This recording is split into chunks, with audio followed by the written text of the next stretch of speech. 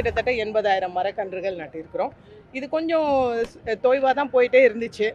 அப்போ எனக்கு சகோதரர் நந்து சார் அவர்கள் சொன்னாங்க, இந்த ஆட்சி நம்மளுக்கு நல்ல சப்போர்ட்டிவாக இருக்கும்னு நம்புகிறேன் சகோதரி, நீங்கள் சரின்னு சொன்னால் நம்ம இது விஷயமா பேசலாம் அப்படின்னு. அதில் தான் இன்றைக்கி இங்கே மாநில கல்லூரியில் நம்ம எல்லோரும் கூடியிருக்கோம். நம்ம மாண்புமிகு முதலமைச்சர் நம்ம பிரதர் விஜய் சாரோடைய பர்த்டேக்காக நம்ம ஸ்டார்டிங் இங்கே பண்ணுறோம். இது இனி ஃபுல் ஃப்ளெஜ்டாக தொடரும். நம்ம தமிழக அரசு எங்களுக்கு உறுதுணையாக இருக்கும்னு நான் முழுமையாக நம்புகிறேன். அவங்களும் உறுதி சொல்லியிருக்கிறாங்க. ஸோ இனி ஃபுல் ஃப்ளெஜ்டாக நம்ம இதை ஸ்டார்ட் பண்ணிடலாம்.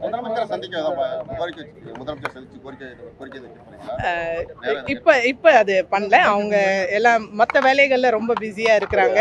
கொஞ்சம் போய் நம்ம செய்யலாம். நம்ம இன்னைக்கு மாண்புமிகு அமைச்சர் அவர்களை சந்தித்தேன். அவங்க எனக்கு உறுதி சொல்லியிருக்கிறாங்க, நீங்கள் செய்கிற இந்த இனிஷியேட்டிவ்ல எல்லா சப்போர்ட்டும் நாங்கள் கொடுக்குறோம் அப்படின்னு சொல்லியிருக்கிறாங்க.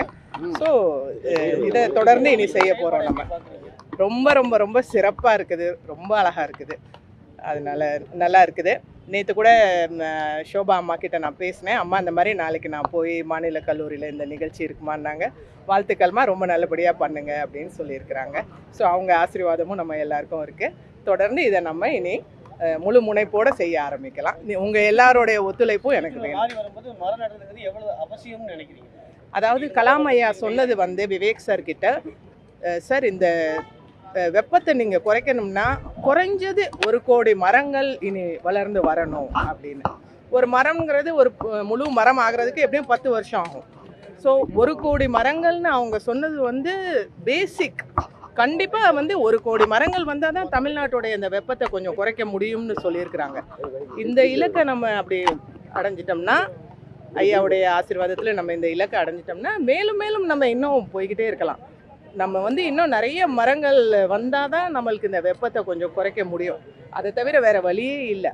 அதனால் நம்ம இதை கண்டிப்பாக செஞ்சு தான் ஆகணும். எல்லாரும் ஒத்துழைங்க, எல்லாருமே அவங்களால முடிஞ்சதை செய்யுங்க. ஆனால் பல இடங்கள் அரசியல்வாதிகளும் சரி, பல அமைப்புகளும் சரி, மரக்கன்று நடுறாங்க, நட்டதோடு விட்டுட்டு போயிடறாங்க. அதுக்கப்புறம் அது வளர்ந்தா இல்லையா? அதனால தான் சார் ஒரு பாலிசி எப்படி வச்சாங்கன்னா, அவங்க எப்போவுமே இந்த கல்வி நிறுவனங்களில் வைப்பாங்க. ஸோ அது ஒரு கேட்டட் இது மாதிரி ஆகிடுது. அதுக்குள்ளே வைக்கும்போது கண்டிப்பாக அவங்க தண்ணி ஊற்றி அதை வளர்த்து கொண்டு வந்துடுவாங்க. போன வருஷம்லாம் நான் சில மருத்துவக் கல்லூரிகளில் வச்சேன். அவங்க அந்த கல்லூரியில் உள்ள நிர்வாகத்தில் என்ன சொன்னாங்கன்னா, குழந்தைகளுக்கு நாங்கள் இதை ஒரு ப்ராஜெக்டாகவே கொடுத்துருக்குறோம்.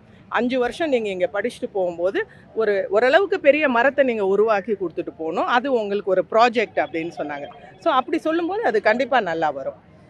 எல்லாருக்கும் நான் சொல்கிறது ஒன்று தான், ஏதோ ஒரு சூழ்நிலையில் ஒரு மரத்தை வெட்ட வேண்டிய ஒரு சூழ்நிலை வரலாம். ஒரு பில்டிங் அந்த இடத்துல வரலாம், இல்லை ஒரு போர் போடலாம், கிணறு போடலாம். அந்த மாதிரி சூழ்நிலையில் வெட்டுறீங்கன்னா மனசுக்குள்ளே நீங்கள் ஒரு உறுதி எடுத்துக்கங்க, இந்த ஒரு மரத்தை நான் இது பண்ணுறேன், இதுக்கு பதிலாக 5 மரங்களை நான் வளர்த்து கொண்டு வருவேன் அப்படின்னு ஒரு உறுதிமொழி எடுத்துக்கங்க. முடிஞ்ச வரைக்கும் அதை தவிர்த்துருங்க. அதுதான் நான் சொல்றேன். Thank you so much. தேங்க்யூ.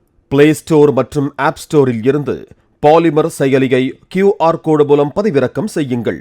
செய்திகளை உடனுக்குடன் பெறுங்கள்.